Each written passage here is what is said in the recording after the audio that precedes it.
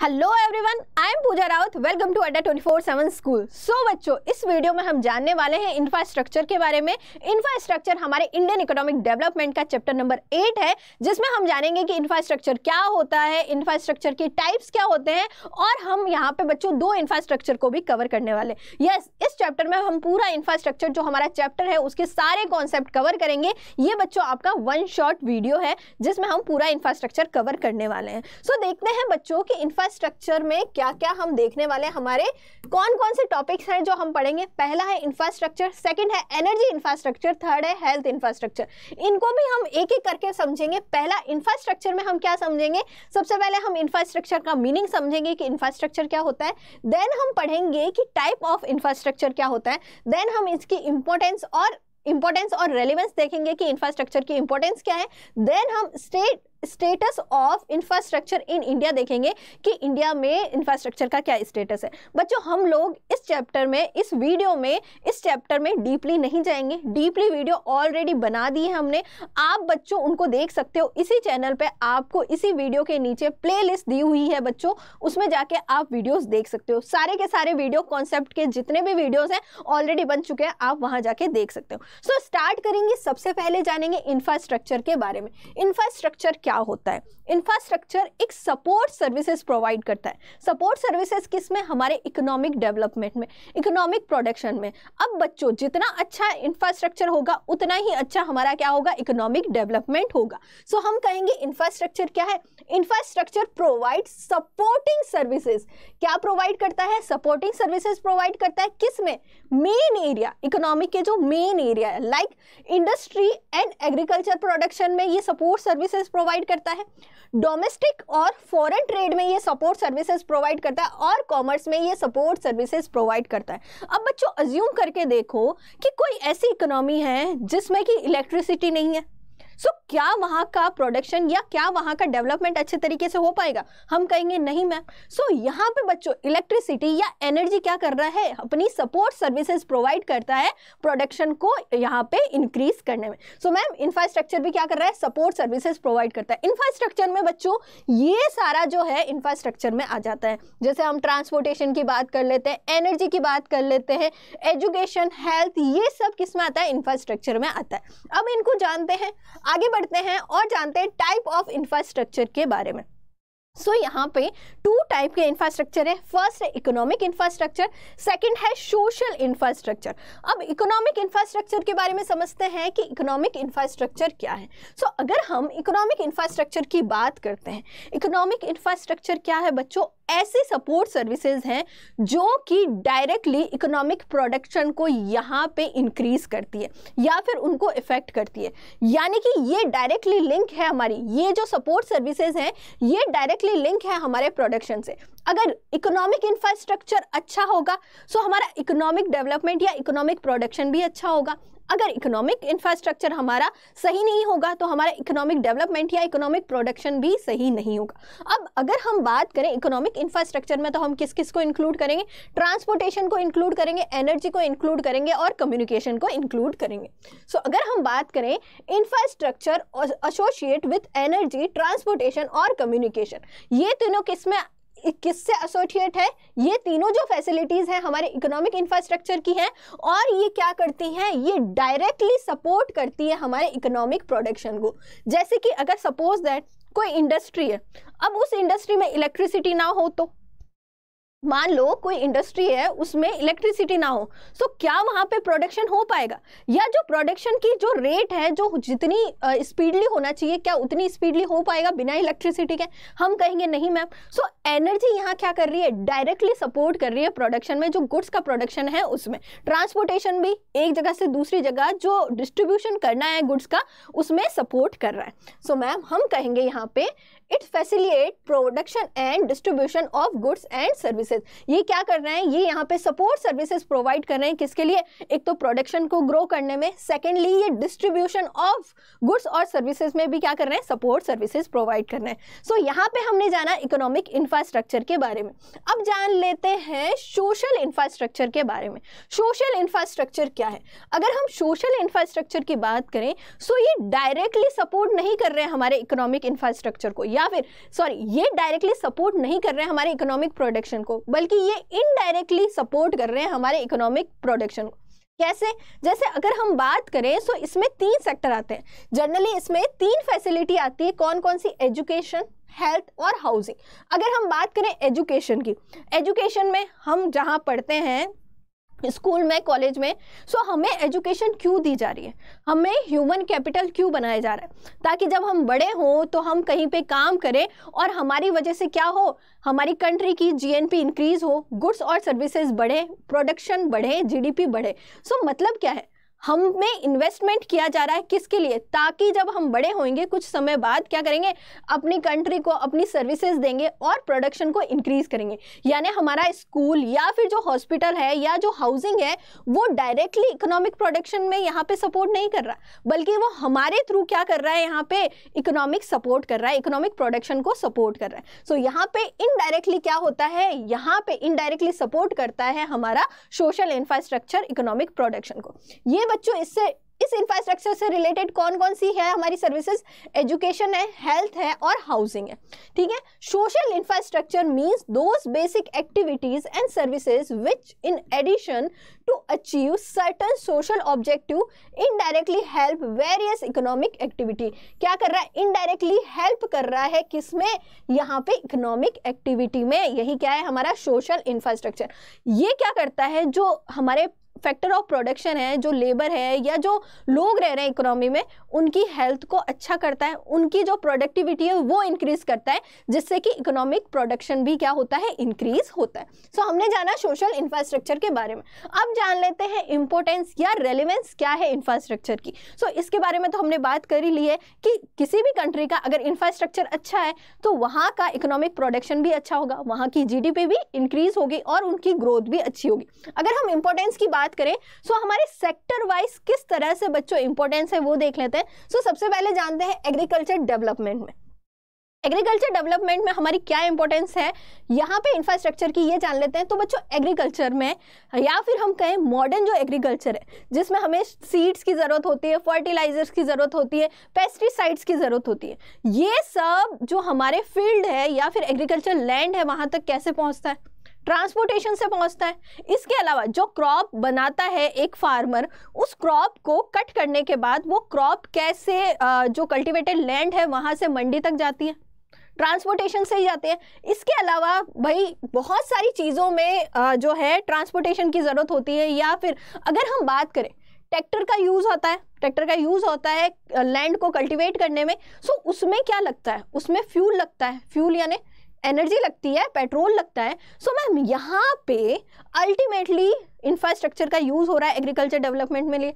और अगर हम मान के चले कि यहाँ ट्रांसपोर्टेशन फैसिलिटी ना हो, ट्रांसपोर्टेशन यानी रोड्स ना हो, या फिर जो व्हीकल्स है वो ना हो, या फिर जो रेलवे है वो ना हो, सो मैम क्या ये जो पेस्टिसाइड सीड्स हैं या ये कल्टीवेटेड लैंड तक पहुँच पाएंगे? हम कहेंगे नहीं मैम। या फिर जो क्रॉप जो कट करी है उस फार्मर ने, क्या वो मंडी तक पहुंच पाएगी? हम कहेंगे नहीं मैम। सो ये पॉसिबल कैसे हुआ है, इंफ्रास्ट्रक्चर की वजह से हुआ है। सो हमारे हमारे एग्रीकल्चर डेवलपमेंट में इंपॉर्टेंस बहुत है इंफ्रास्ट्रक्चर की। अब बात कर लेते हैं इंडस्ट्रियल डेवलपमेंट में किस तरह से पार्टिसिपेट करता है इंफ्रास्ट्रक्चर। सो अगर हम बात करें इंडस्ट्रियल डेवलपमेंट में एनर्जी की ज़रूरत होती है, ट्रांसपोर्टेशन की ज़रूरत होती है, क्रेडिट फैसिलिटीज़ के लिए बैंक्स की ज़रूरत होती है। ये सब सपोर्ट करते हैं हमारे इंडस्ट्रियल डेवलपमेंट में। एनर्जी में फ्यूल यूज़ होता है, इंडस्ट्री में इलेक्ट्रिसिटी यूज़ होती है, इनके बिना प्रोडक्शन नहीं हो सकता। और अगर हम बात करें ट्रांसपोर्टेशन की क्यों ज़रूरत होती है? रॉ मटेरियल इंडस्ट्री में कहाँ से आता है, ट्रांसपोर्टेशन के थ्रू ही आएगा, या फिर जो फिनिश गुड बन गया है इंडस्ट्री में वो कंट्री की जो साइट्स हैं उसमें कैसे डिस्ट्रीब्यूट होगा, ट्रांसपोर्टेशन से ही डिस्ट्रीब्यूट होगा। सो अगर हम बात करें मैम इंडस्ट्रियल डेवलपमेंट के लिए इंफ्रास्ट्रक्चर का होना बहुत ज़रूरी है। नेक्स्ट है इकोनॉमिक डेवलपमेंट। इकोनॉमिक डेवलपमेंट की बात करेंगे सो मैम इकोनॉमिक डेवलपमेंट तो बढ़ेगा ही, क्यों, जैसे जैसे अगर इंफ्रास्ट्रक्चर इंप्रूव हुआ, जैसे स्कूल्स इंप्रूव हुए या फिर हॉस्पिटल्स ज़्यादा बने, तो उससे जो हमारे फैक्टर ऑफ प्रोडक्शन है वो भी क्या होंगे मैम, इंक्रीज होंगे, यानी उनकी प्रोडक्टिविटी भी क्या होगी, इंक्रीज होगी। अब जब जो फैक्टर ऑफ प्रोडक्शन है, फैक्टर ऑफ प्रोडक्शन यानी हमारा लेबर, मान के चलो हमारा फैक्टर ऑफ प्रोडक्शन कौन है, लेबर, लेबर की हेल्थ अच्छी हुई, लेबर की वेलबींग अच्छी हुई, लेबर की लाइफ जो है वो अच्छा हुआ, सो मैम उससे क्या होगा, यहाँ पे उसको क्वालिटी ऑफ लाइफ मिलेगा, यानी कि इकोनॉमिक डेवलपमेंट से एक तो हमारी जीडीपी ग्रो होगी, फैक्टर ऑफ प्रोडक्शन की इनकम ग्रो होगी, और उनकी इनकम ग्रो होने से क्या होगा मैम, उनकी क्वालिटी ऑफ लाइफ भी क्या होगी, अच्छी होगी। सो मैम ये सारी इंपॉर्टेंस और रेलिवेंस है इंफ्रास्ट्रक्चर की। सो मैम ये है हमारा इंफ्रास्ट्रक्चर की इंपॉर्टेंस। और अगर किसी भी कंट्री में अगर उसका डेवलपमेंट है बच्चों, वो डिपेंड किस पे करता है, इंफ्रास्ट्रक्चर पे करता है। इंफ्रास्ट्रक्चर जितना अच्छा होगा डेवलपमेंट उतना ज़्यादा होगा। और अगर किसी भी कंट्री में इनएडुकेट इंफ्रास्ट्रक्चर है, यानी इंफ्रास्ट्रक्चर सही तरीके से नहीं है, सो वो हेल्थ पे नेगेटिव इंपैक्ट भी डालता है। ठीक है, सो हमने जाना इंपॉर्टेंस और रेलेवेंस ऑफ इंफ्रास्ट्रक्चर के बारे में। अब जान लेते हैं state of infrastructure of India किस तरह से है, इन इंडिया किस तरह से है, यानी इंफ्रास्ट्रक्चर का स्टेटस कैसा है इंडिया में, ये जान लेते हैं। सो इसमें स्टार्ट करेंगे सबसे पहले अगर हम देखें, अब majority of our people live in a rural area. ये हम सबको बताइए कि हमारे आधे से ज़्यादा पॉपुलेशन कहाँ है, वो रूरल एरिया में। अब रूरल एरिया में है तो रूरल एरिया का जो इंफ्रास्ट्रक्चर है इंडिया का वो इतना अच्छा नहीं है। अर्बन एरिया में फिर भी अच्छा है, रूरल एरिया में अच्छा नहीं है। अगर हम देखें सो rural women are still using biofuels such as crop residue, dungs and fuel woods to meet their energy requirement। अब जो रूरल एरिया में जो वुमेन्स है या जो लोग रहते हैं वो अपनी जो एनर्जी रिक्वायरमेंट है वो कहाँ से पूरी करते हैं, वो बायोफ्यूल का यूज करते हैं। बायोफ्यूल जैसे क्रॉप रेजिड्यू हो गया, यानी जो क्रॉप होती है उसका जो वेस्टेज होता है वो क्रॉप रेजिड्यू हो गया। जो ड्राई डंग्स होते हैं उनका यूज करते हैं कुकिंग में, या फिर जो फ्यूल वुड्स होते हैं उनका यूज करते हैं एज अ एनर्जी रिसोर्सेस। तो बच्चों यहाँ पे क्या करती हैं विमेंस, यहाँ पे बायोफ्यूल का यूज करती है अपनी जो एनर्जी रिक्वायरमेंट है उसको पूरा करने में।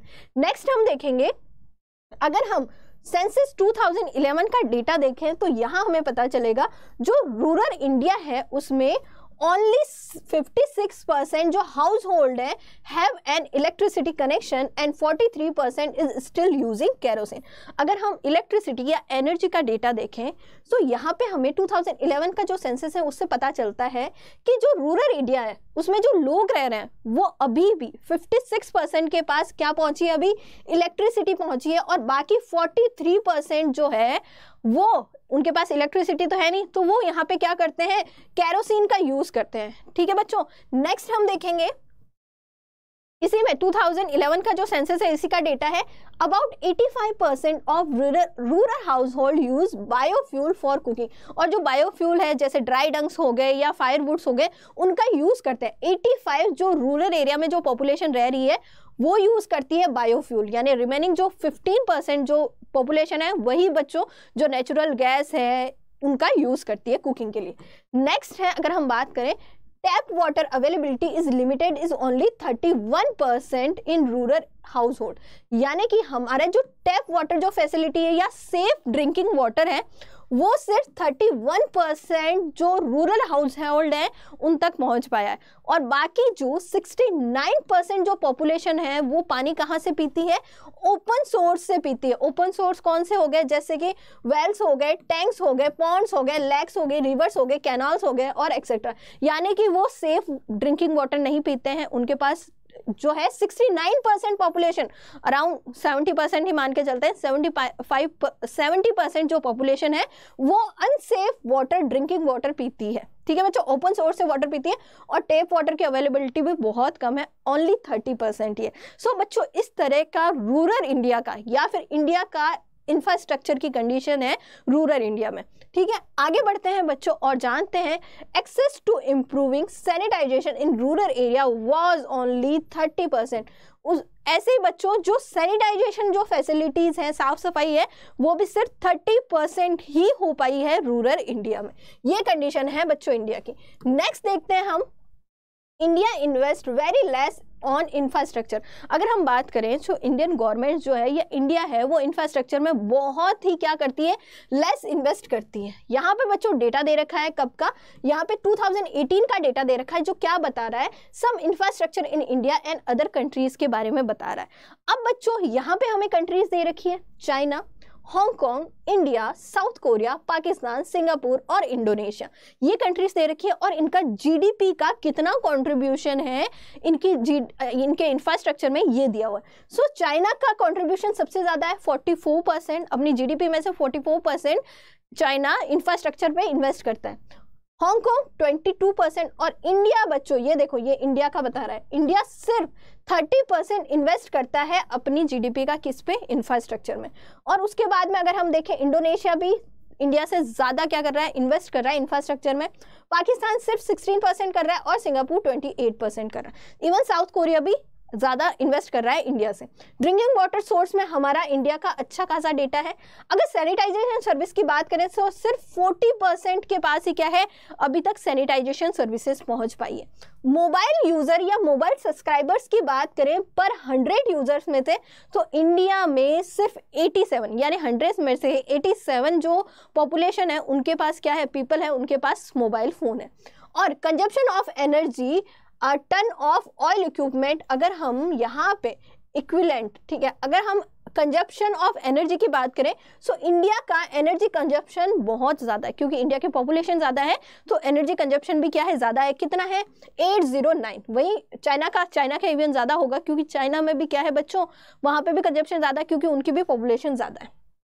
तो बच्चों ये जो है, ये हमें डेटा दिया हुआ है जिसमें कंपेयर हो रहा है हमारा इंफ्रास्ट्रक्चर जो है इन्वेस्टमेंट दूसरी कंट्री के साथ, और इससे हमें पता चला कि हमारा इंडिया जो है वो बहुत कम इन्वेस्ट कर रहा है जीडीपी का अपने इंफ्रास्ट्रक्चर में। नेक्स्ट हम देखेंगे, in any country as a income rise the composition of infrastructure requirement change significantly। अब जैसे जैसे किसी भी कंट्री की इनकम राइज होती है या इनकम चेंज होती है, वैसे वैसे जो इंफ्रास्ट्रक्चर की जो हम कहेंगे इंफ्रास्ट्रक्चर में जो इन्वेस्टमेंट है वो भी चेंज होता रहता है, या इंफ्रास्ट्रक्चर की कंडीशन भी चेंज होती रहती है। कैसे, अगर हम बात करें, अगर कोई लो इनकम की कंट्री है, तो वो यहाँ पे कौन से इंफ्रास्ट्रक्चर पे सबसे ज्यादा इन्वेस्ट करेगी, सो बेसिक इंफ्रास्ट्रक्चर पे ये क्या करेगी, बेसिक इंफ्रास्ट्रक्चर सर्विसेज पे सबसे ज्यादा इन्वेस्ट करेगी, जैसे कि इरिगेशन फैसिलिटीज हो गई, ट्रांसपोर्ट हो गया, पावर हो गया, या फिर यहाँ बच्चों जो बेसिक कंजप्शन की जो नीड्स है उसको पूरा करने वाला इंफ्रास्ट्रक्चर यहाँ पे इन्वेस्ट करेगी जो लो इनकम की कंट्रीज है। अगर कोई हाई इनकम कंट्रीज है या डेवलप्ड कंट्री है, वो क्या करेगी, वो जो हमारा एग्रीकल्चर सेक्टर है उसको कम करने की कोशिश करेगी, और इंडस्ट्रियल और जो सर्विस सेक्टर के जो इंफ्रास्ट्रक्चर है उसको ज्यादा से ज्यादा इन्वेस्ट करेगी। सो agriculture economy shrink and more service related infrastructure is required. यहाँ पे जो सर्विस रिलेटेड जो इंफ्रास्ट्रक्चर है वो ज्यादा इंप्रूव होगा, वो ज्यादा रिक्वायर्ड होगा, और जो एग्रीकल्चर इकोनॉमी है उनको श्रिंक करा जाएगा। सो यहाँ पे इनकम के अकॉर्डिंग क्या हो रहा है, इंफ्रास्ट्रक्चर में इन्वेस्टमेंट भी चेंज हो रहा है। नेक्स्ट हम देखेंगे एनर्जी इंफ्रास्ट्रक्चर के बारे में। अब हमारा एनर्जी इंफ्रास्ट्रक्चर का टॉपिक स्टार्ट हो गया। एनर्जी इंफ्रास्ट्रक्चर में हम जानेंगे एनर्जी इंफ्रास्ट्रक्चर क्या है, सोर्स ऑफ सोशल इंफ्रास्ट्रक्चर क्या है, देन हम यहाँ पे हम जानेंगे sectoral pattern of consumption of commercial energy क्या क्या है, उसके बाद में पावर इलेक्ट्रिसिटी के बारे में जानेंगे, और उसके बाद में जो पावर सेक्टर है हमारा वो कौन कौन से चैलेंजेस फेस कर रहा है हम ये जानेंगे। तो स्टार्ट करते हैं। सबसे पहले एनर्जी इंफ्रास्ट्रक्चर के बारे में जानते हैं या एनर्जी के बारे में जानते हैं। एनर्जी क्या है, energy is something which is produce heat which give us energy. तो वो क्या हो गया बच्चों, एनर्जी इंफ्रास्ट्रक्चर हो गया। सो एनर्जी इंफ्रास्ट्रक्चर क्या होता है, प्रोड्यूस करता है हीट को, पावर को मूव करता है ऑब्जेक्टिव को, और जो इलेक्ट्रिसिटी को क्या करता है, प्रोड्यूस करता है। सो मैम ये क्या है, एनर्जी है। सो बच्चों अगर हम एनर्जी की बात करें, सो एनर्जी की अगर हम एग्जांपल लें, हाउस होल्ड में हम एनर्जी का यूज करते हैं कैसे, हम गैस जलाते हैं, हम खाना बनाने के लिए क्या यूज करते हैं, हम गैस का यूज करते हैं। गैस भी क्या है बच्चों, गैस हमारी कुकिंग की रिक्वायरमेंट पूरी कर रहा है, वो एनर्जी है, क्या प्रोड्यूस कर रहा है, हीट प्रोड्यूस कर रहा है, पावर प्रोड्यूस करता है, पावर लाइफ देता है, ठीक है। पावर लाइफ यानी हमारी जो बाइक्स हैं, कार है, आप यूज करते होंगे, वो चलती कैसे है बच्चों, डीजल से या पेट्रोल से। जो हमारे ऑयल है, फ्यूल ऑयल है, फॉसिल ऑयल है, उससे चलती है। सो मैम वो क्या कर रहे हैं, वो यहाँ पे पावर लाइफ देते हैं, मूव ऑब्जेक्टिव होते हैं, और जो इलेक्ट्रिसिटी है उसको प्रोड्यूस करते हैं। ये सब क्या है बच्चों, इलेक्ट्रिसिटी है। नेक्स्ट हम देखेंगे matter that store electricity is called fuel. अब जिसमें जिसमें एनर्जी स्टोर होती है उसको हम क्या कहेंगे, फ्यूल कहेंगे, ठीक है। क्या कहेंगे, फ्यूल कहेंगे। अब हम जान लेते हैं एनर्जी इंफ्रास्ट्रक्चर के बारे में। Energy is a critical aspect of a development process of a nation. अब किसी भी नेशन के लिए एक क्रिटिकल एस्पेक्ट है एनर्जी। अब एनर्जी की रिक्वायरमेंट बहुत ज्यादा होती है, क्योंकि एनर्जी से जुड़ी हुई बहुत सारी चीजें, इलेक्ट्रिसिटी है, ऑब्जेक्टिव मूव हो रहा है, हीट प्रोड्यूस हो रही है। सो हमें हमारा जो है, हमारी जो इकोनॉमी है, उसके लिए एनर्जी बहुत ही ज़्यादा एसेंशियल है हर सेक्टर में। अगर हम एग्रीकल्चर की बात करें, एनर्जी की ज़रूरत है, इंडस्ट्री की बात करें, एनर्जी की ज़रूरत है, हमारा सर्विस सेक्टर है वो पूरा का पूरा डिपेंड है एनर्जी पे। So it is essential for industry.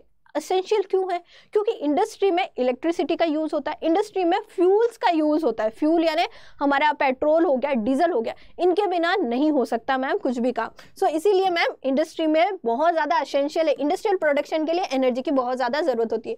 Used on a large scale in agriculture and related area like production and transportation of fertilizer, pesticide and farm equipment. ऐसे ही बच्चों एग्रीकल्चर के लिए भी बहुत लार्ज स्केल पे यूज होता है हमारा एनर्जी, जैसे कि जो प्रोडक्शन और ट्रांसपोर्टेशन करना है, प्रोडक्शन ट्रांसपोर्टेशन करना है किसका, फर्टिलाइजर का, पेस्टिसाइड्स का और फार्म इक्विपमेंट का।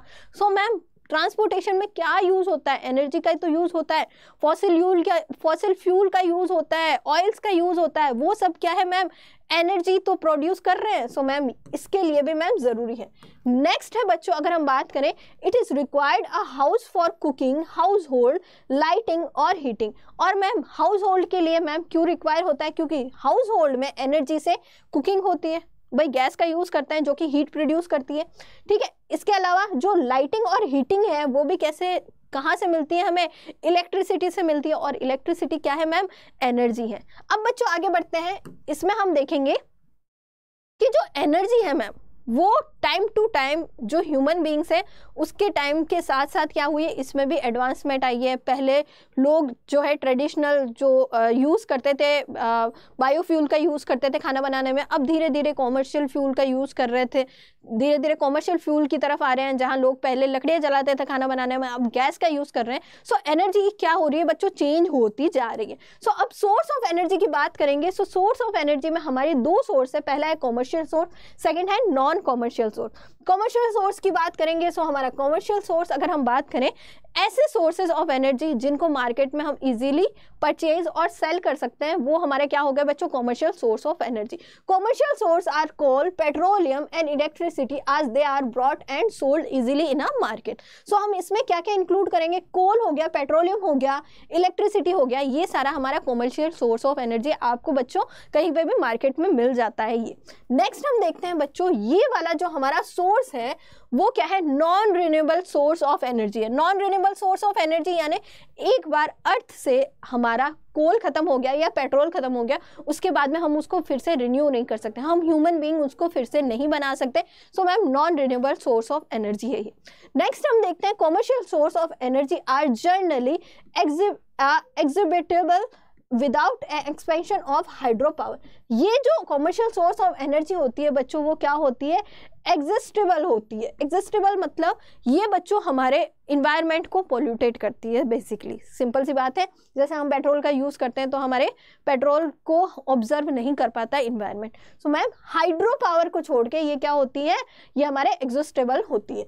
नेक्स्ट हम देखेंगे commercial energy consumption about 74% in India. अगर हम टोटल एनर्जी कंजप्शन में कॉमर्शियल एनर्जी का पार्ट देखें तो 74% जो हमारे इंडियन पॉपुलेशन है वो क्या करती है, कॉमर्शियल सोर्स या कॉमर्शियल एनर्जी का कंजप्शन करती है।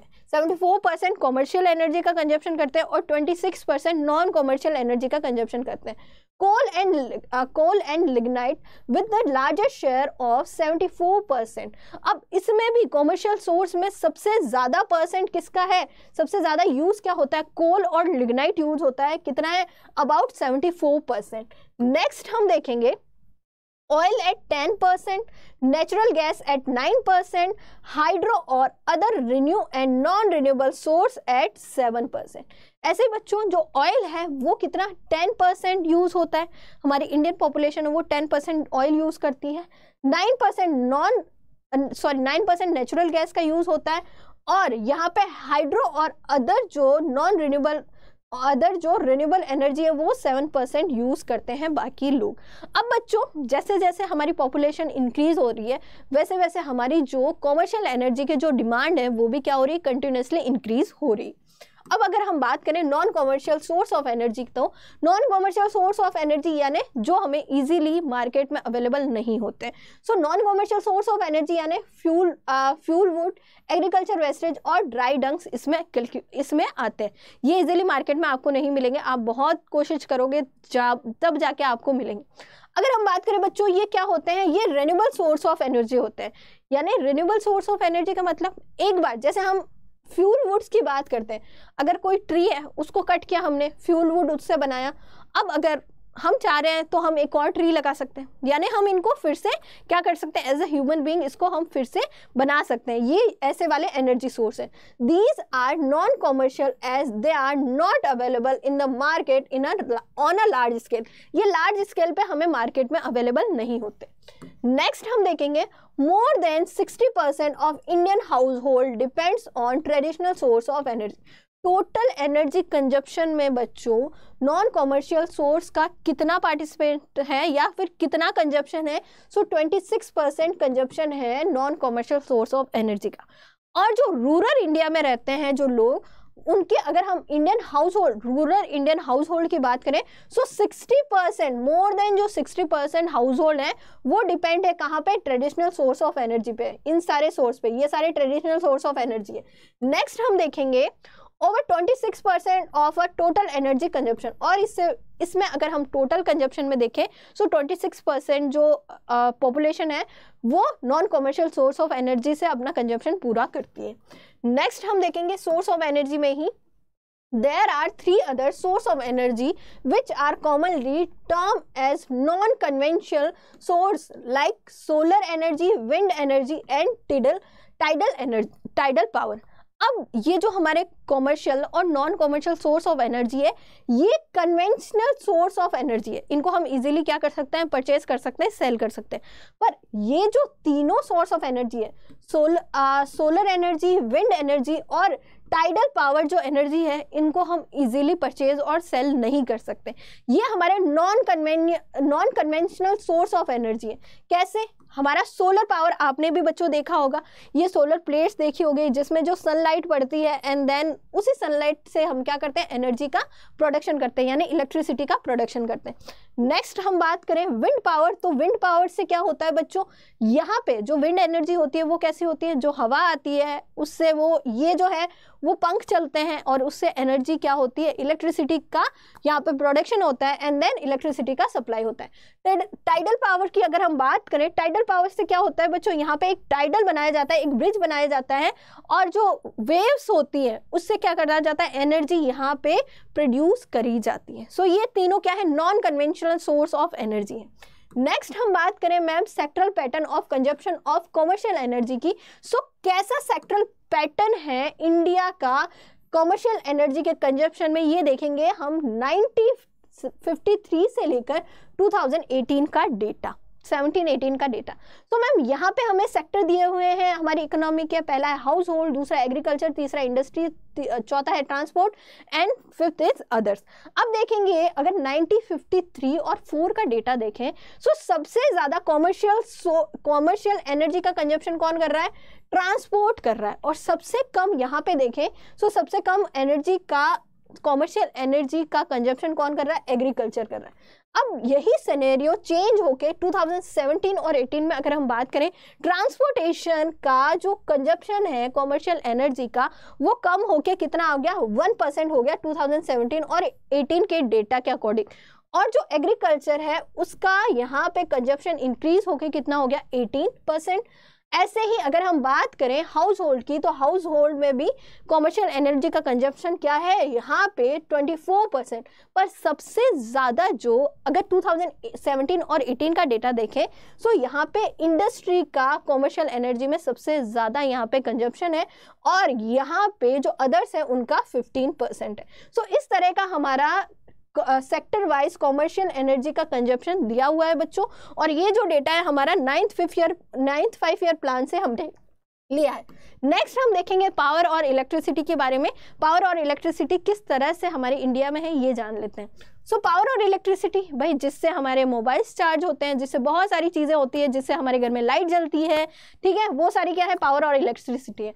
Most visible form of energy which is often identified with the progress of modern civilization is power commonly called electricity। हमारे मॉडर्न सिविलाइजेशन के लिए बच्चों, हमारी मॉडर्न सिविलाइजेशन के प्रोसेस के लिए जो सबसे ज़्यादा यूज होने वाली एनर्जी है दैट इज इलेक्ट्रिसिटी। ठीक है, इलेक्ट्रिसिटी के बाद बिना आप कुछ भी पॉसिबल नहीं है।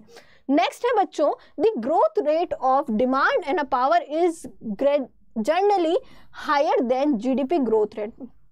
अब बच्चों इलेक्ट्रिसिटी की जो ग्रोथ है, जो डिमांड है, वो कंटिन्यूसली क्या हो रही है? वो इंक्रीज हो रही है। क्यों इंक्रीज हो रही है? क्योंकि पॉपुलेशन इंक्रीज हो रही है मैम। पॉपुलेशन इंक्रीज होने से जो डिमांड है वो भी क्या हो रही है? कंटिन्यूसली इंक्रीज हो रही है। ये जीडीपी से ज़्यादा, जीडीपी जो ग्रोथ रेट है उससे ज़्यादा इंक्रीज हो रही है इसकी डिमांड। नेक्स्ट हम देखेंगे बच्चों इसी में, सो यहाँ पे बच्चों different source of electricity generate in India 2016 का डेटा है। यहाँ पे जो डिफरेंट हमारे सोर्सेज हैं जिससे कि इलेक्ट्रिसिटी जनरेट हो रखी है उसका डेटा दिया हुआ है। सो सबसे ज़्यादा अगर हम बात करें 82% जो हमारे इंडिया की जो इलेक्ट्रिसिटी है वो जनरेट होती है बच्चों किसमें? थर्मल पावर से जनरेट होती है। थर्मल पावर यानी कोल से जनरेट होती है। ठीक है, और जो हाइड्रो पावर है बच्चों, ये 85% जो हमारी इलेक्ट्रिसिटी है वो प्रोड्यूस होती है हाइड्रो पावर से। हाइड्रो पावर से यानी वाटर से यहाँ पे प्रोड्यूस होती है इलेक्ट्रिसिटी। रिमेनिंग अगर हम न्यूक्लियर पावर की बात करें, न्यूक्लियर जो पावर है वो उसका जो परसेंट है बच्चों 2.5% ही है, और जो न्यू और रिन्यूएबल एनर्जी है बच्चों उसका 7% यहाँ पे प्रोडक्शन है। सो बच्चों टोटल इलेक्ट्रिसिटी का प्रोडक्शन दिया हुआ है कि कौन सा यहाँ पे कौन सा सोर्स सबसे ज़्यादा इलेक्ट्रिसिटी प्रोड्यूस करता है, तो हम कहेंगे थर्मल पावर सबसे ज़्यादा इलेक्ट्रिसिटी प्रोड्यूस करता है जो कि 82%। 8.5% यहाँ पे हाइड्रो जो पावर है, जो प्लांट्स हैं वो इलेक्ट्रिसिटी प्रोड्यूस करते हैं।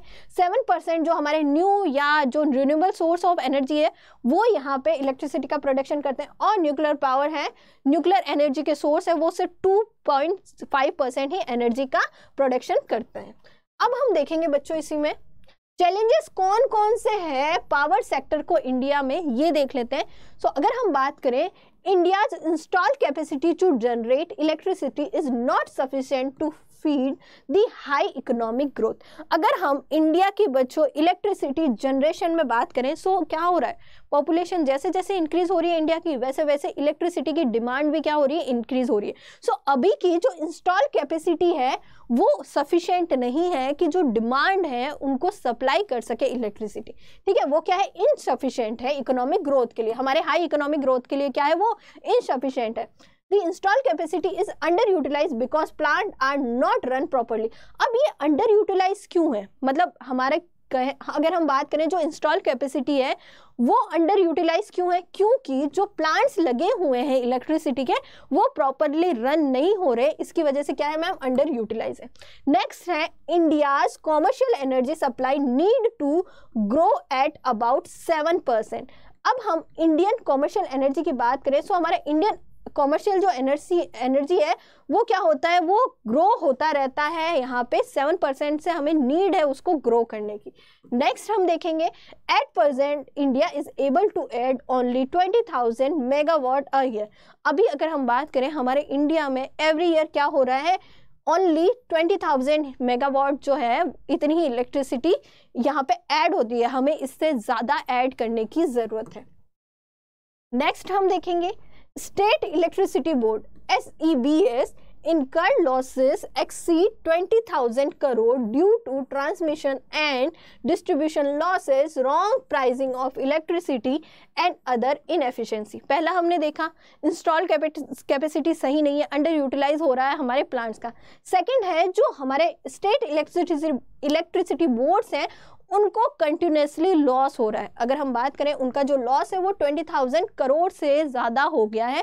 अब ये हुआ क्यों है? क्योंकि जो ट्रांसमिशन लॉस है उसकी वजह से हुआ है, या डिस्ट्रीब्यूशन लॉस है ये हुआ है। क्यों हुआ है? क्योंकि जो इलेक्ट्रिसिटी बोर्ड है वो क्या है, उनकी जो प्राइसिंग है वो रॉन्ग है, बहुत ज़्यादा प्राइसिंग लेके वो चल रहे हैं, जिसकी वजह से जो दूसरे जो यूज़ कर रहे हैं वो उनकी प्राइसिंग नहीं दे पा रहे हैं। ठीक है, वो अगर इलेक्ट्रिसिटी यूज़ कर रहे हैं तो उनका बिल भी पे नहीं कर पा रहे। ठीक है, नेक्स्ट हम देखेंगे distribution of electricity to farmer is the main reason of the losses. अब मेन रीजन क्या है? जो इलेक्ट्रिसिटी का डिस्ट्रीब्यूशन हो रहा है फार्मर्स का, ये मेन रीजन है, क्योंकि वो फार्मर्स जिनको इलेक्ट्रिसिटी डिस्ट्रीब्यूट होती है वो उसको पे नहीं कर पा रहे। नेक्स्ट है electricity is also stolen in different area which also at the walls of SEBS। अब इलेक्ट्रिसिटी क्या हो रही है, उनका क्या हो रहा है, स्टॉलन भी हो रहा है, यानी कि वो क्या हो रही है, चोरी भी हो रही है। इससे क्या होगा मैम, इससे लॉसेस ही होगा स्टेट इलेक्ट्रिसिटी बोर्ड का। Next is private sector power generator are yet to play their role in a major way. Same is the case with a foreign investor। अब जो प्राइवेट सेक्टर है जो power generation में लगे हुए हैं वो जो अपना मेजर रोल है वो प्ले कर रहे हैं, यानी प्राइवेट सेक्टर का ज़्यादा दबदबा है हमारे इलेक्ट्रिसिटी में। अगर हम बात करें यहाँ पे फॉरेन इन्वेस्टर है, उनका भी इन्वॉल्वमेंट होता है, सो वो अपने प्रॉफिट को इंक्रीज करने के लिए प्राइसिंग हमेशा हाई रखते हैं। Next is there is a general public unrest due to high power tariff and prolonged power cuts in a different part of the country। अब जो जनरल पब्लिक है उसको अनरेस्ट है, वो हैप्पी नहीं है। क्यों नहीं हैप्पी है? क्योंकि हाई पावर टैरिफ देना पड़ रहा है, प्लस यहाँ पे जो पावर कट है वो भी बहुत ज़्यादा हमें देखने को मिलती है कंट्री के डिफरेंट पार्ट्स में। नेक्स्ट है thermal power plants which are the mainstay in India power sector are facing shortage of raw material and coal supply। अब जो थर्मल पावर है जिससे कि हमारी सबसे ज़्यादा जो है इलेक्ट्रिसिटी जनरेट होती है, यहाँ पे क्या कर रही है, यहाँ पे फेस कर रही है क्या, यहाँ पे जो रॉ मटेरियल है या कोल की सप्लाई है, जो कि उसका क्या है, जो रॉ मटेरियल है जो कोल है, कोल से ही थर्मल पावर एनर्जी बनती है, सो उसकी शॉर्टेज हो रही है, जिससे कि यहाँ पे इसलिए भी जो थर्मल पावर जो प्लांट है वो ढंग से काम नहीं कर रहे हैं, या फिर जितनी जनरेट होनी चाहिए इलेक्ट्रिसिटी उतनी जनरेट नहीं हो रही। नेक्स्ट हम देखेंगे अगर पावर सेक्टर के बारे में बात करें तो क्या इंप्रूवमेंट करने की जरूरत है। मोर public investment, better research and development efforts, exploration, technological innovation and use of renewable energy sources can ensure additional supply of electricity। अब जो इलेक्ट्रिसिटी के जो चैलेंजेस है जो इंडिया फेस कर रहा है उसको कम करने के लिए क्या करना चाहिए, पब्लिक इन्वेस्टमेंट ज़्यादा करना चाहिए, बेटर रिसर्च करनी चाहिए कि किससे जो इलेक्ट्रिसिटी कंजप्शन है वो कम हो सके, डेवलपमेंट एफर्ट्स देने चाहिए, एक्सप्लोरेशन, टेक्निकल इनोवेशन करना चाहिए, रिन्यूएबल सोर्स ऑफ एनर्जी का यूज ज़्यादा करना चाहिए, जिससे कि जो इलेक्ट्रिसिटी की जो सप्लाई है वो ज़्यादा से ज़्यादा हो सके। इसके अलावा instead of investing in the power sector bye adding to the installed capacity, the government has gone for the privatization of the power sector and particularly distribution of allowed much higher prices। अब ये सारी चीज़ें करने के अलावा, यानी कि जहां गवर्नमेंट को खुद आगे आके इन्वेस्ट करना चाहिए, गवर्नमेंट ने क्या करा, अब जो इलेक्ट्रिसिटी डिपार्टमेंट है वो क्या दिया, प्राइवेटाइज कर दिया, प्राइवेट हाथों में दे दिया, जिससे कि क्या हुआ, यहाँ पे जो पावर सेक्टर है या जो डिस्ट्रीब्यूशन और जो प्रोडक्शन है इलेक्ट्रिसिटी का वो कौन करने लग गए, वो यहाँ पे प्राइवेट सेक्टर करने लगे। अब जो प्राइवेट सेक्टर करने लगे तो वो अपना प्रॉफिट देखेंगे और यहाँ पे हाई पावर क्या करेंगे, चार्ज करेंगे पब्लिक से।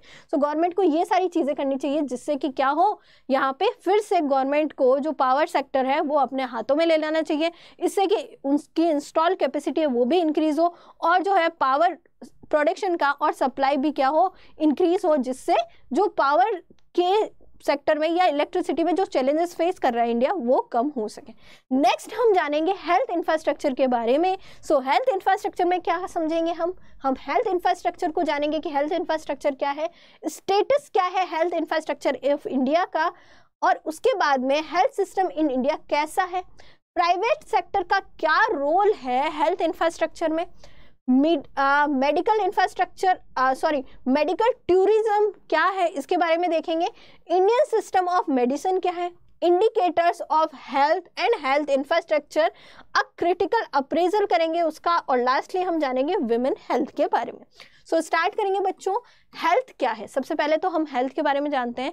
सो बच्चों हेल्थ क्या है, हेल्थ यहाँ पे WTO ने इसकी डेफिनेशन दी है, हेल्थ मतलब मेंटली, फिजिकली और वेल बीइंग होना ही क्या है बच्चों, हेल्थ है।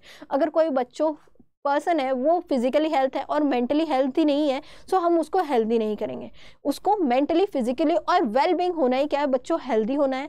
ठीक है, वो अपनी डिजीजेस से कितना इजीली कवर अप हो सकता है, यही क्या है बच्चों, हेल्थ है। सो मैम हम बात करेंगे WHO, World Health Organization, WHO define health is a state of completing physical, mental or social well-being and not merely the absence of diseases or infirmity. So बच्चों यहाँ पे बच्चों हम क्या कहेंगे, हेल्थ किसको कहेंगे, जो फिजिकल, मेंटली और सोशल वेलबींग को हम हेल्थ कहेंगे। यहाँ पे हम ऐसे नहीं कहेंगे कि अगर कोई डिजीज नहीं है किसी पर्सन को तो वो हेल्दी नहीं है, बल्कि वो कितना जल्दी उसको कवर अप कर सकता है, वही क्या है बच्चों, health. Next is health is a holistic process related to the overall growth and the development of a nation. Health क्या है बच्चों, एक होलिस्टिक प्रोसेस है और ये पूरे इंडिया के या पूरी इकोनॉमिक के ग्रोथ की और डेवलपमेंट के लिए बच्चों क्या है, बहुत ही ज़्यादा ज़रूरी है। क्यों ज़रूरी है, सपोज दैट कोई इकोनॉमी है, उस इकोनॉमी में बच्चों अनहेल्दी पर्सन ज़्यादा है, वो सही तरीके से काम नहीं कर रहे। अब जब अनहेल्दी पर्सन ज़्यादा हैं तो मतलब वो बीमार से रहते हैं, ग्रोथ नहीं हो रही इंडस्ट्री की, ग्रोथ नहीं हो रहा प्रोडक्शन में, सो क्या उस कंट्री का डेवलपमेंट अच्छे से हो पाएगा, हम कहेंगे नहीं। और कोई और इकोनॉमी है जिसमें कि जो पर्सन है, जो लोग हैं वो बहुत ज़्यादा हेल्दी हैं, बहुत ज़्यादा एक्टिव है, प्रोडक्शन हो रहा है बहुत ज़्यादा, सो मैम उस इकोनॉमी का क्या होगा, डेवलपमेंट भी बहुत जल्दी होगा। सो यहाँ पे बच्चों हेल्थ से क्या हो रहा है, यहाँ पे डेवलपमेंट और ग्रोथ हो रही है ओवरऑल नेशन की।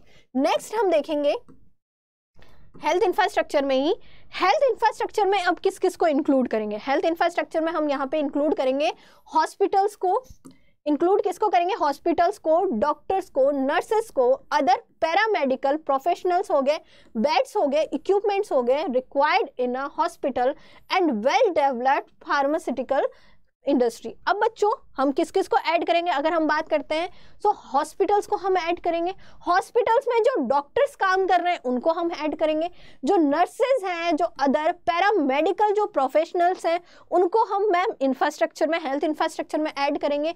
देन बेड्स हो गए, इक्विपमेंट्स जो ज़रूरत होती है हॉस्पिटल्स में, जो सर्जरी में ज़रूरत होती है, ठीक है, और मैम जो फार्मास्यूटिकल इंडस्ट्रीज है, वेल डेवलप्ड जो फार्मास्यूटिकल इंडस्ट्रीज है, वो सब किस में, इंफ्रास्ट्रक्चर में हम ऐड करेंगे। सो मैम ये सारा किस में आएगा, हमारा हेल्थ इंफ्रास्ट्रक्चर का पार्ट है। नेक्स्ट हम देखेंगे बच्चों इंडिया में किस तरह का हेल्थ इंफ्रास्ट्रक्चर है या कैसा स्टेटस है हेल्थ इंफ्रास्ट्रक्चर का, ये जान लेते हैं। सो बच्चों यहाँ पे अगर हम बात करें, जो गवर्नमेंट है, गवर्नमेंट का यहाँ सबसे बड़ा रोल अगर हम बात करें तो होना चाहिए हेल्थ इंफ्रास्ट्रक्चर में। गवर्नमेंट ही बच्चों यहाँ पे जितने भी रूल्स और रेगुलेशंस हैं हेल्थ के लिए वो बनाती है, इशू करती है। ठीक, government has the constitutional obligations to guide and regulate all health related issue. यहाँ पे बच्चों अगर कॉन्स्टिट्यूशनल अगर हम ऑब्लिगेशंस की बात करें, सो गवर्नमेंट को कॉन्स्टिट्यूशनल ऑब्लिगेशंस हैं यहाँ पे हेल्थ से रिलेटेड कोई भी इश्यूज हैं, medical education, adulteration, food, drugs, poisons, medical professionals, vital statistics, mental deficiency और लेंसी से रिलेटेड जितनी भी गाइडलाइंस हैं या जितने भी रूल्स हैं, रेगुलेशंस हैं, वो बनाने का काम कौन करती है बच्चों? गवर्नमेंट करती है। अब बच्चों हम रियल पिक्चर देखते हैं इंडिया की कि इंडिया का जो पब्लिक हेल्थ इंफ्रास्ट्रक्चर है वो कैसा है। तो बच्चों ये जो डेटा है हमारा 1951 से 2018 का है। और बच्चों एक और सच्चाई ये है कि इंडिया में जो पब्लिक हेल्थ सेक्टर है उसकी कंडीशन बहुत बेकार है।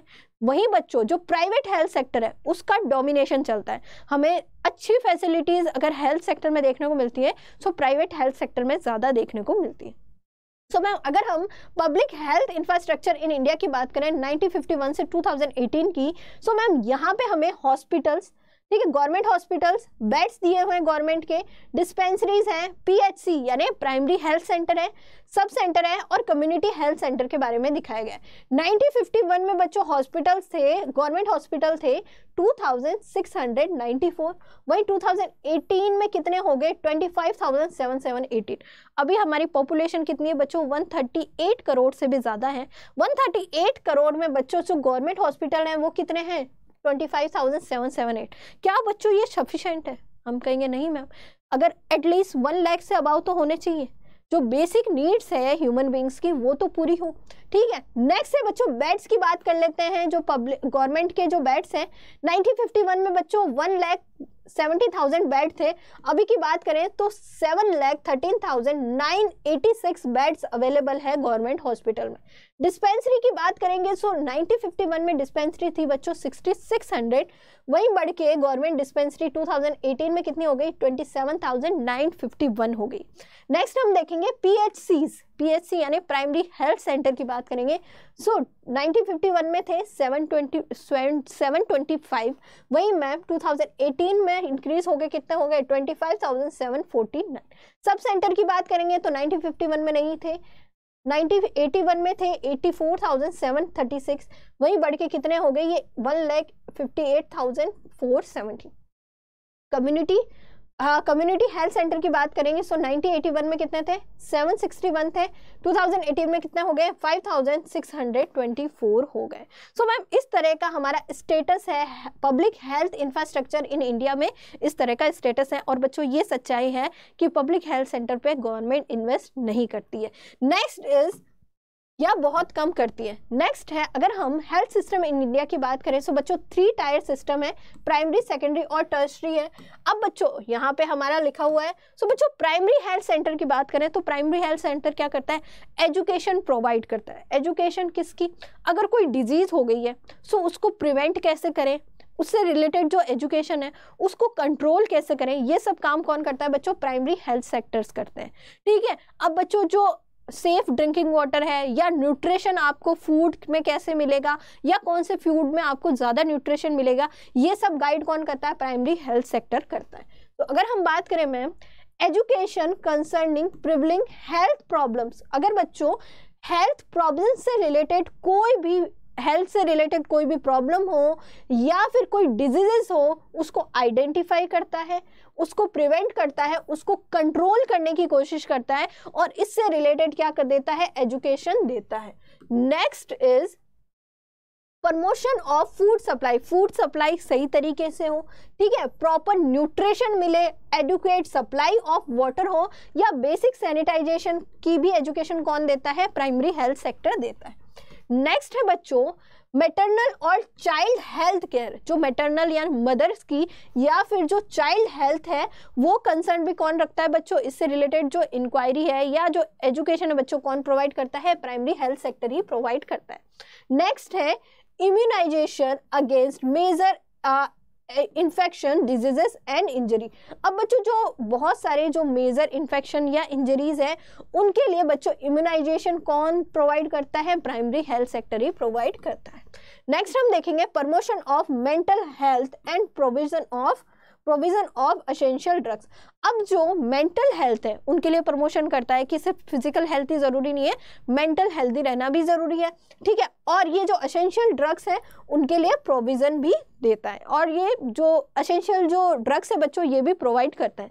अब जान लेते हैं बच्चों अगर हम बात करें प्राइमरी हेल्थ सेक्टर की, सो मैम अगर हम देखें सो ऑक्सिलरी नर्सिंग मिडवाइफ यानी ANM is the first person who provide primary health care in rural area. Rural area की बात करें सो बच्चों प्राइमरी हेल्थ केयर में फर्स्ट पर्सन कौन है?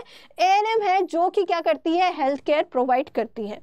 नेक्स्ट हम देखेंगे बच्चों, primary healthcare hospital have been set up in a village and small town which are generally managed by single doctor, a nurse and a limited quantity of medicines। अगर हम बात करें ma'am जो प्राइमरी हेल्थ केयर जो facilities हैं, जो hospitals हैं, वो हमें ज़्यादातर विलेज या फिर जो स्मॉल टाउन्स है, जो रूरल एरिया में हैं, वहाँ पे देखने को मिल जाएंगे, जिसमें जनरली क्या होता है? एक डॉक्टर होता है, ये हमें देखने को मिल जाएगा, जिसमें जनरली जो मैनेज कौन करता है हॉस्पिटल? एक डॉक्टर मैनेज करता है, एक नर्सिंग स्टाफ होगा, और मैम यहाँ पे लिमिटेड क्वांटिटी में क्या मिलती है? मेडिसिन्स मिलती है। ठीक है, यानी कि यहाँ पे अगर हम बात करें कि अगर हमें सर्जरी करवानी है, ऑपरेशंस करवाने हैं, तो हमें यहाँ पे सेकेंड टायर के जो हॉस्पिटल्स हैं उसमें जाना पड़ेगा। नेक्स्ट हम देखेंगे they are known as primary health center. जो हमारे प्राइमरी हेल्थ सेक्टर है बच्चों, ये जो प्राइमरी हेल्थ केयर मिलती है वो हॉस्पिटल्स कौन से हो गए? हमारे प्राइमरी हेल्थ सेंटर हो गए, जिसको हम PHCs कहेंगे, कम्युनिटी हेल्थ सेंटर होंगे जिसको हम CHCs कहेंगे, और सब सेंटर भी इसी में इंक्लूड है। नेक्स्ट हम देखेंगे बच्चों सेकेंडरी हेल्थ केयर इंस्टीट्यूशन। अब जो प्राइमरी हेल्थ केयर इंस्टीट्यूशन थे उसमें कोई भी ज़्यादा अच्छी फैसिलिटीज़ नहीं थी, एक्सरे नहीं थे, या फिर कोई लैब का काम हो जैसे कि ब्लड टेस्ट करना है, सो उसके लिए हमें कौन से हमें हॉस्पिटल्स में जाना पड़ेगा? सेकेंडरी हेल्थ केयर जो इंस्टीट्यूशंस है उसमें जाना पड़ेगा। सो ये जो है बच्चों जो बड़े टाउन्स है या सिटीज़ हैं उसमें देखने को मिलते हैं। सो अगर हम बात करें ma'am, so hospital which have better facility for surgery, x-ray, electrocardiogram, ECG and call secondary health care institution.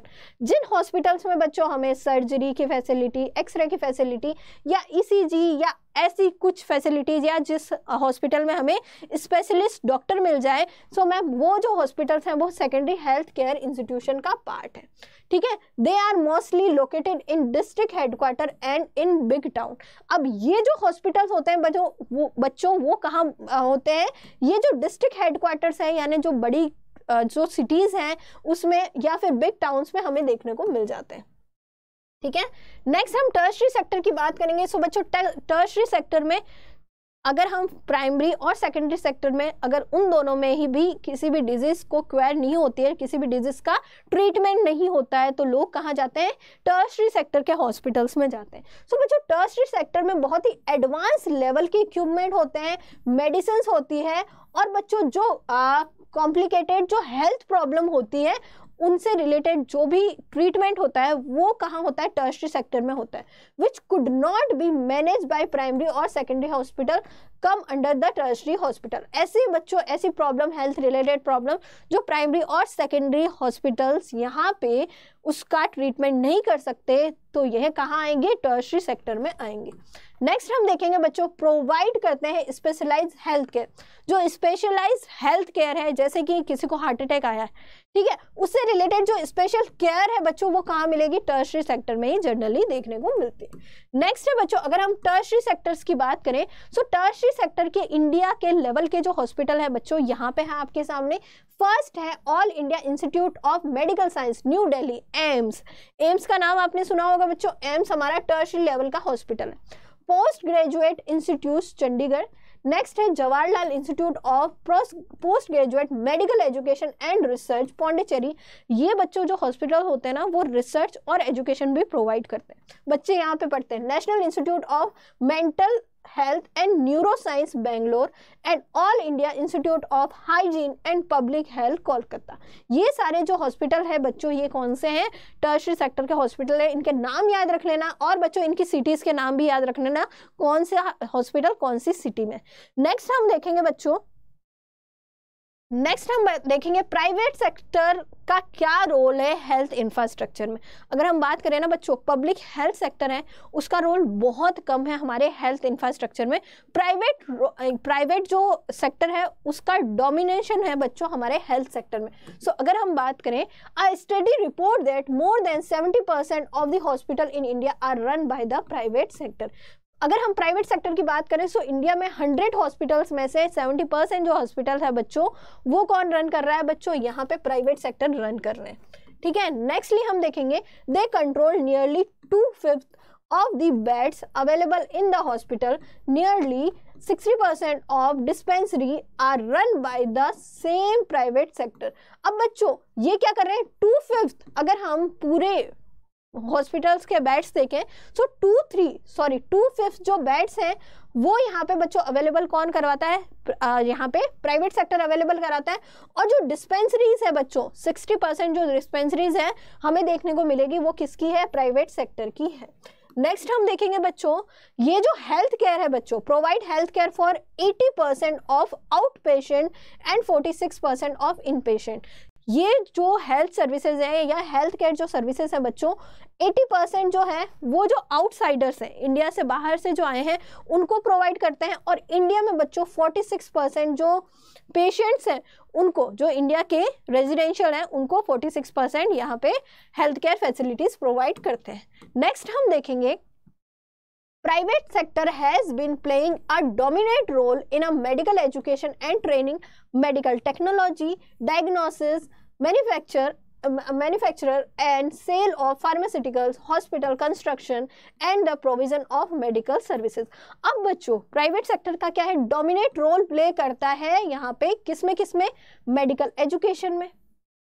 एक सेकेंड, यहाँ पे किसमें यहाँ पे डोमिनेट रोल प्ले करता है। अगर हम बात करें डोमिनेट रोल प्ले करता है बच्चों किसमें, मेडिकल एजुकेशन में करता है, ट्रेनिंग में करता है, मेडिकल टेक्नोलॉजी में करता है बच्चों, डायग्नोस्ट में यहाँ पे डोमिनेट रोल प्ले करता है, मैन्युफैक्चरिंग जो मेडिसिन की मैन्युफैक्चरिंग है बच्चों, मैन्युफैक्चरिंग और सेल ऑफ फार्मास्यूटिकल्स है उसमें यहाँ पे डोमिनेट रोल प्ले करता है, हॉस्पिटल कंस्ट्रक्शन में करता है बच्चों, और जो मेडिकल सर्विसेज जो प्रोवाइड करना है, बेटर मेडिकल सर्विसेज से रिलेटेड जो प्रोविजंस हैं उसमें डोमिनेट रोल प्ले करता है प्राइवेट सेक्टर। नेक्स्ट हम देखेंगे बच्चों scholar point out that the private sector in India has grown independently without any major regulation. जो इंडिया कुछ स्कॉलर्स है बच्चों वो क्या पॉइंट आउट कर रहे हैं, जो इंडिया का जो प्राइवेट सेक्टर है जो कि हेल्थ सेक्टर में, हेल्थ इंफ्रास्ट्रक्चर में जो प्राइवेट सेक्टर है वो क्या कर रहा है, इंडिपेंडेंटली क्या कर रहा है, ग्रोथ कर रहा है, बिना किसी मेजर रेगुलेशन के भी क्या कर रहा है बच्चों, इंडिपेंडेंटली ग्रोथ होता जा रहा है। और 1991 के बाद तो और ज़्यादा बच्चों इसमें ग्रोथ हुई है। नेक्स्ट हम देखेंगे some private practitioner are not even registered doctor and they are not as quackers. अब बच्चों कुछ जो प्राइवेट प्रैक्टिशनर्स हैं जो डॉक्टर की प्रैक्टिस करते हैं वो क्या है, वो कोई रजिस्टर्ड डॉक्टर नहीं है, वो कोई रजिस्टर्ड डॉक्टर नहीं है, फिर भी वो क्या करते हैं, लोगों का इलाज करते हैं। जैसे जो झोला छाप जो डॉक्टर होते हैं वो आएंगे तो बच्चों उनको क्या कहेंगे, हम क्यूकर्स कहेंगे। नेक्स्ट हम बात करेंगे बच्चों मेडिकल टूरिज्म के बारे में। मेडिकल टूरिज्म क्या है, मेडिकल टूरिज्म यानी कि इंडिया से अगर कोई बीमार पर्सन है वो अपनी जो है मेडिकल केयर करवाने के लिए किसी और कंट्री में जाता है, ठीक है, वहाँ ट्रीटमेंट करवाता है, या कोई बाहर का बंदा इंडिया में आके, बाहर का कोई पर्सन है जो आउटसाइडर है, फॉरेनर है, वो इंडिया में आके बच्चों मेडिकल केयर फैसिलिटी लेता है या अपना ट्रीटमेंट करवाता है, तो बच्चों उसी को हम मेडिकल टूरिज्म कहते हैं। अब मेडिकल टूरिज्म इंडिया के लिए ग्रेट अपॉर्चुनिटीज़ कैसी है, क्योंकि इंडिया में कंटिन्यूसली जो आउटसाइडर है वो कंटिन्यूसली जो मेडिकल ट्रीटमेंट के लिए बच्चों कंटिन्यूसली आ रहे हैं, और इससे जो रेवेन्यू है बच्चों इंडिया की वो कंटिन्यूसली इंक्रीज होता जा रहा है। अब लोग क्यों इंडिया में आ रहे हैं बच्चों, क्योंकि इंडिया में बच्चों जो टेक्नोलॉजी है मेडिकल केयर की वो एडवांस है, यहाँ पे बहुत ही चीप रेट में क्या हो जाता है बच्चों, ट्रीटमेंट हो जाता है, इसलिए ज़्यादातर फॉरेनर्स इंडिया में बच्चों मेडिकल केयर के लिए आते हैं। अब बच्चों देखेंगे medical tourism can be defined as a process of travelling outside the country of residence of the purpose of receiving medical care.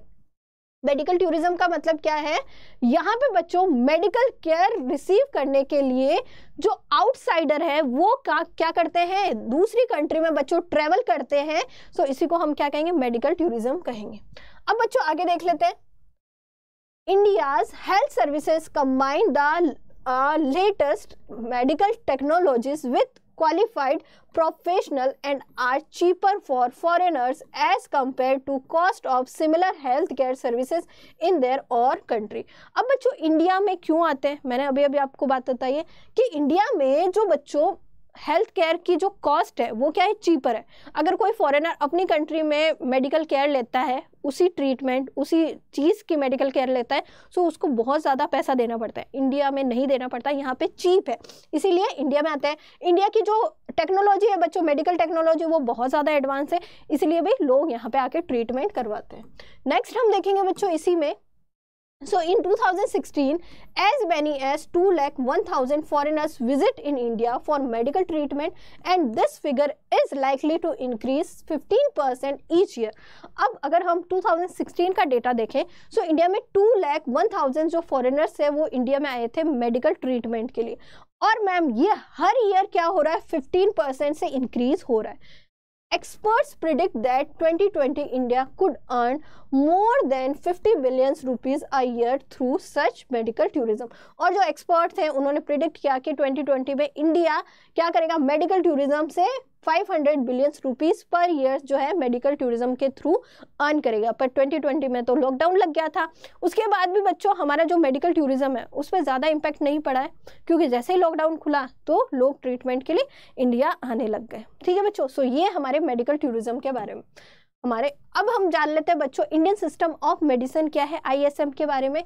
So Indian medicine of system में बच्चों हम यहाँ पे आयुष को लिखेंगे, आयुष यानी हम बच्चों इंडियन सिस्टम ऑफ मेडिसिन में बच्चों 6 सिस्टम हम इंक्लूड करेंगे। कौन कौन से, आयुर्वेदा है, योगा है, यूनानी है, सिद्धा है, न्यूरोपैथी है और होम्योपैथी। इसको हम क्या कहेंगे बच्चों, आयुष कहेंगे। क्या कहेंगे, आयुष कहेंगे। ठीक है, ए यानी आयुर्वेदा है, वाई यानी योगा है, यू यानी यूनानी है, एस मतलब सिद्धा है, एच मतलब क्या है, होम्योपैथी है।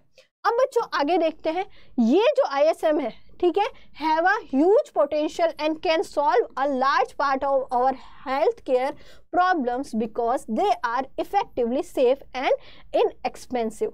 अब जो हमारा इंडियन सिस्टम ऑफ मेडिसिन है बच्चों, इसमें बहुत ज़्यादा पोटेंशियल है बच्चों। कोई भी जो प्रॉब्लम है या जो हेल्थ केयर प्रॉब्लम है उसको इजीली सॉल्व कर सकता है। ठीक है, उसके अलावा ये क्या है बच्चों, इफेक्टिव है, सेफ है, इसके कोई साइड इफेक्ट्स नहीं है। और मैम ये क्या है, जो एलोपैथी है उससे क्या है, जो इनएक्सपेंसिव है, यानी इतना एक्सपेंसिव भी नहीं है, ये चीपर है। सो मैम ये हमारा इंडियन सिस्टम ऑफ मेडिसिन हमने देखा। नेक्स्ट हम देखेंगे बच्चों इसी में, at present there was 4,095 Ayush hospital and 20,951 dispensaries are as many as 8 lakh registered practitioner in India।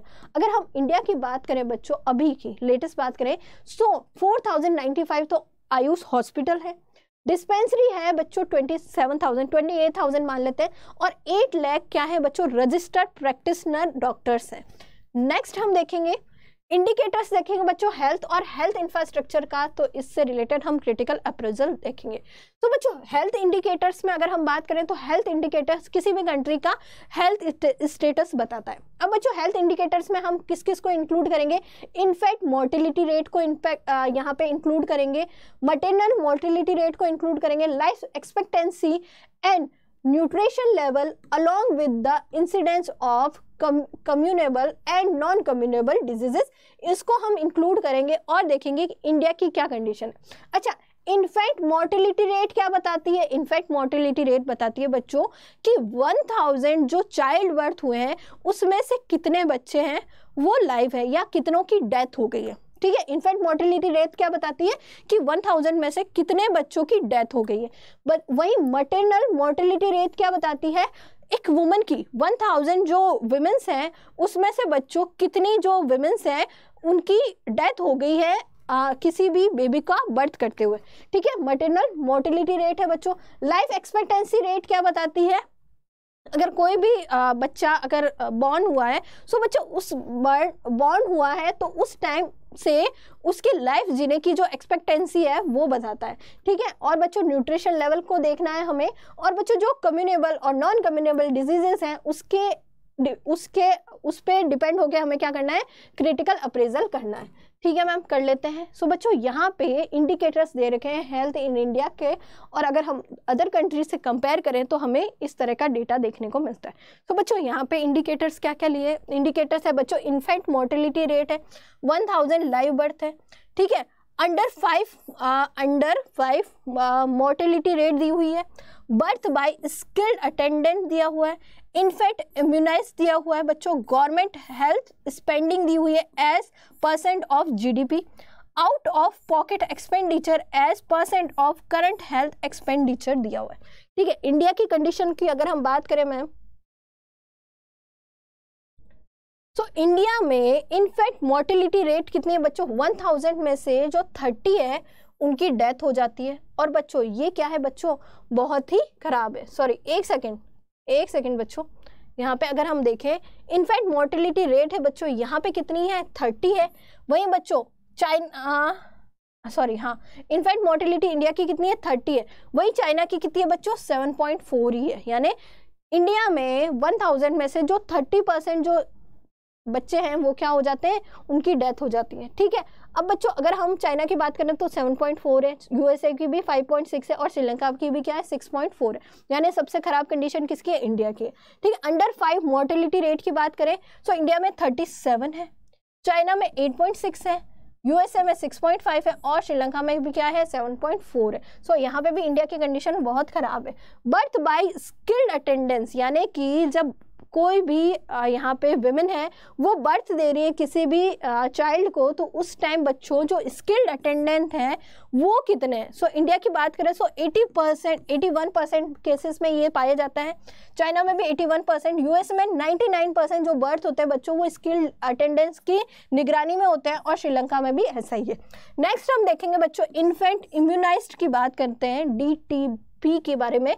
So India में 89 है, चाइना में भी 89 है और यूएस और श्रीलंका में 94 और 99 है। गवर्नमेंट हेल्थ स्पेंडिंग की बात करें सो इंडिया में बच्चों गवर्नमेंट हेल्थ पे कितना स्पेंड कर रही है, 3.7% स्पेंड कर रही है जीडीपी में से, जीडीपी में 3.7 स्पेंड कर रही है। चाइना में 5.7 है और यूएस बच्चों सबसे ज़्यादा कर रहा है, दैट इज 70%।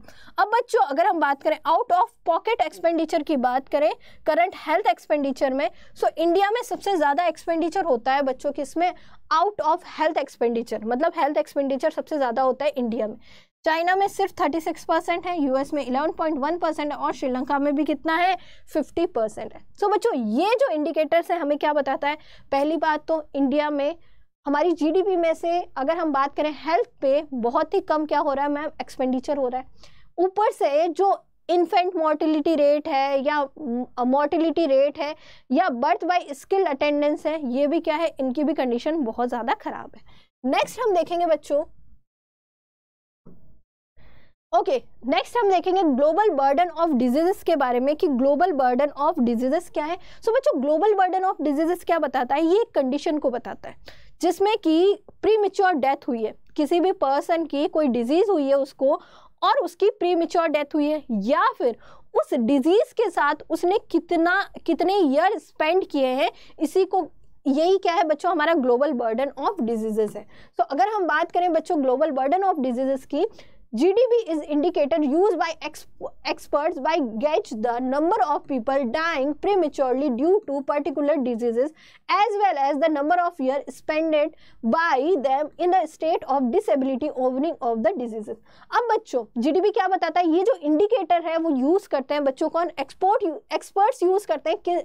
क्यों यूज करते हैं, यहाँ पे ये पता लगाने के लिए यूज करते हैं कि भाई जो कोई पर्टिकुलर डिजीजेस हुई है उससे बच्चों कितनी प्रीमेच्योर डेथ हुई है।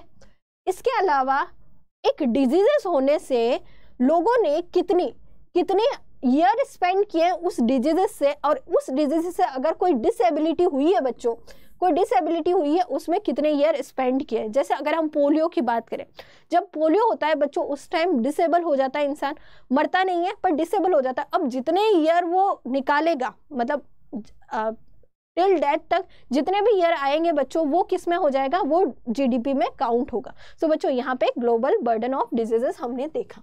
सो अगर हम बात करें बच्चों, one study point out that India has about 1/5 of the world population but it bear a frightening 20% of the global burden of diseases. अगर हम बात करें बच्चों एक स्टडी की बात करें सो इंडिया की जो पॉपुलेशन है बच्चों वर्ल्ड पॉपुलेशन का 1/5 है, पर अगर हम यहाँ पे जीडीपी की बात करें सो इंडिया की जो पॉपुलेशन है बच्चों उसमें से 20% जो पॉपुलेशन है वो जीडीपी के अंदर है, यानी जीबीडी, यानी उसमें ग्लोबल बर्डन ऑफ डिजीजेस से फाइट कर रही है हमारी 20% पॉपुलेशन। नेक्स्ट हम देखेंगे बच्चों, total burden of diseases was caused by non-communicable diseases associated with the heart, respiratory system, lungs, kidney, obesity और lifestyle। अब बच्चों जो total burden of diseases हैं ये क्यों हो रही है? नॉन कम्युनिकेबल डिजीजेस है। नॉन कम्युनिकेबल डिजीजेस ऐसी डिजीजेस बच्चों जिसमें कोई कम्युनिकेशन की जरूरत नहीं है, बिना कम्युनिकेशन के वो हो जाती है, जैसे हार्ट प्रॉब्लम हो गई, रेस्पिरेटरी सिस्टम में जैसे लंग्स में, किडनी में, या फिर ओबेसिटी हो गई, या फिर लाइफस्टाइल की वजह से क्या होना, कोई भी डिजीजेस होना। नेक्स्ट हम देखेंगे बच्चों diarrhoea, lower respiratory system, other common infections diseases account for 1/6 of a total death of India. और इंडिया की बात करें बच्चों तो इंडिया में टोटल डेथ में से 1/6 ऑफ डेथ कैसे हो रही है? डायरिया से हो जाती है, लोअर रिस्पिरेटरी सिस्टम से होती है, और जो अदर कॉमन इन्फेक्शन होते हैं बच्चों डिजीजेस से, इससे 1/6 डेथ होती है बच्चों। टोटल डेथ में से 1/6 डेथ इन्हीं से होती है। नेक्स्ट हम देखेंगे बच्चों इसी में, so out of 4.1 million early deaths occurring globally due to air pollution. अब बच्चों 1/6 तो हमने कहा कि भाई किससे हो रही है, नॉन कम्युनिकेबल डिजीजेस हैं उससे हो रही है। बाकी जो डेथ्स हैं अगर हम बात करें 4.1 मिलियन जो डेथ है बच्चों वो क्यों हो रही है, वो एयर पोल्यूशन से हो रही है। 1.1 मिलियन जो डेथ्स है बच्चों वो क्यों हो रही है, सॉरी 4.1 मिलियन डेथ में से बच्चों 1.1 मिलियन डेथ जो है वो एयर पोल्यूशन से हो रही है। A proportion of death occur due to cancer 8% से बच्चों यहाँ पे क्या हो रही है, डेथ हो रही है। इंजरीज से 11% डेथ हो रही है, एंड ऑल्सो बीज increase over the last 2 decades. और बच्चों जो इंजरीज या कैंसर है बच्चों उससे डेथ होने वाली जो डेथ है वो कंटिन्यूसली इंक्रीज होती जा रही है। नेक्स्ट हम देखेंगे बच्चों इसमें at present less than 20% of the population utilize public health facility. और इंडिया की बात करें बच्चों अभी इंडिया में लेस देन 20% जो पॉपुलेशन है वही ढंग से यूटिलाइज कर पा रही है बच्चों किसका, पब्लिक हेल्थ फैसिलिटीज का।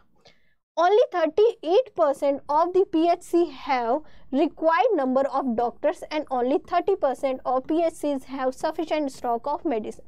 अब बच्चों जो PHCs हैं यानी प्राइमरी हेल्थ सेंटर्स हैं उसमें 38% ही बच्चों क्या है, ढंग के डॉक्टर्स हैं, मतलब 38% में ही डॉक्टर्स हैं। बाकी जो 30% और PHCs है बच्चों उसमें मेडिसिन की स्टॉक की क्या होती है, अनसफिशिएंट स्टॉक हमें देखने को मिलता है। नेक्स्ट हम बच्चों अर्बन और रूरल एरिया में कैसी बायसनेस हैं, अगर हम देखें रीजनल बायसनेस देखें हम हेल्थ इंफ्रास्ट्रक्चर की तो हमें क्या देखने को मिलता है, ज़्यादातर अच्छे अच्छे जो हॉस्पिटल्स हैं या स्पेशलिस्ट है वो कहाँ बैठते हैं, अर्बन एरिया में बैठते हैं। सो मैम अगर हम रूरल एरिया की बात करें so only 1/5 of the hospital include private hospital are located in rural area. सिर्फ बच्चों टोटल हॉस्पिटल्स में तो 1/5 हॉस्पिटल्स ही कहाँ हैं, रूरल एरिया में हमें देखने को मिलते हैं।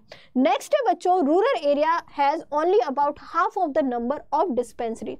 और बच्चों रूरल एरिया में हाफ यानी 0.5% ही हमें डिस्पेंसरीज देखने को मिलती है, और out of about 7.13 lakh of government lakh bed in a government hospital, roughly 30% are available in rural area। अगर 7 लाख बेड्स की हम बात कर रहे हैं जो कोई गवर्नमेंट हॉस्पिटल में है उसमें से बच्चों सिर्फ 30% ही कहाँ है, हमें रूरल एरिया में देखने को मिलते हैं। रूरल एरिया की कंडीशन बहुत खराब है बच्चों हेल्थ इंफ्रास्ट्रक्चर में। There are only 0.36 hospital for every 1 lakh people in a rural area. अगर हम बच्चों टोटल पॉपुलेशन में बात करें सो एवरी 1 लाख में बच्चों कितना है, 0.36 हॉस्पिटल है।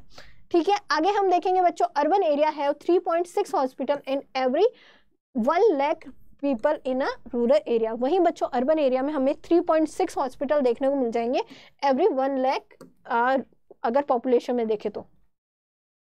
ठीक है, the PHCs located in rural area do not even offer X-ray blood testing facility which are a city dweller constitute basic health care। अब बच्चों PHCs जो है प्राइमरी हेल्थ सेंटर है उसमें जो बेसिक फैसिलिटीज़ हैं जैसे एक्सरे हो गया, ब्लड टेस्टिंग हो गया, ये भी देखने को नहीं मिलता है। और अगर किसी पर्सन को करवाना है तो वो कहाँ जाता है, उसको सिटी की तरफ जाना पड़ता है, जो बड़े हॉस्पिटल है, सेकंड टायर के हॉस्पिटल वहाँ जाना पड़ता है, या फिर प्राइवेट हॉस्पिटल्स की तरफ मूव करना पड़ता है। नेक्स्ट हम देखेंगे बच्चों, state like Bihar, Madhya Pradesh, Rajasthan, Uttar Pradesh and relatively lags behind the health care facility. वहीं बच्चों हम हेल्थ केयर फैसिलिटी की बात करें तो बिहार, मध्य प्रदेश, राजस्थान और उत्तर प्रदेश क्या है, बहुत ही ज़्यादा बच्चों बैकवर्ड है हमारे हेल्थ फैसिलिटीज़ में, हेल्थ इंफ्रास्ट्रक्चर में। पुअर और रिच के पॉइंट आउट से बात करें बच्चों तो पुअर जो है उसको ढंग से ट्रीटमेंट नहीं मिलता है, क्योंकि वो क्या है, एक तो पुअर है, वो प्राइवेट हॉस्पिटल में जा नहीं सकता, गवर्नमेंट हॉस्पिटल में इतनी अच्छी वहाँ पे बच्चों क्या है फैसिलिटीज़ नहीं है।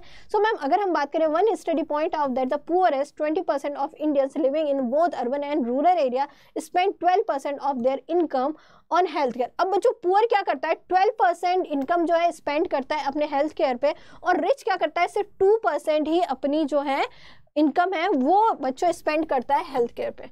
नेक्स्ट देखेंगे, since government run hospital do not provide sufficient facility.